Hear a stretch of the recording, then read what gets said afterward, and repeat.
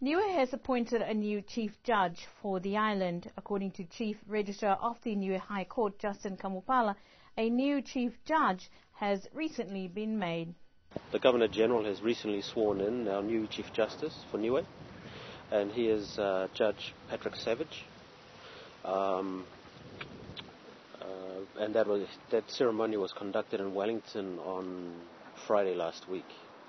Now, talks just previously in regards to Judge Wilson Isaac, or Isaac Wilson, who is usually the judge that presides over cases here anyway. So we heard that he was the new Chief Justice.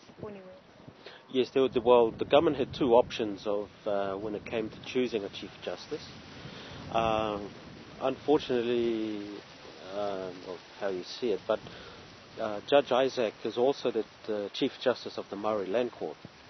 And when he was invited to be the Chief Justice for Niue, he had to clear this with the Chief Justice of New Zealand, who felt that his being a Chief Justice here may have some difficulty with his appointment as Chief Justice of the Maori Land Court.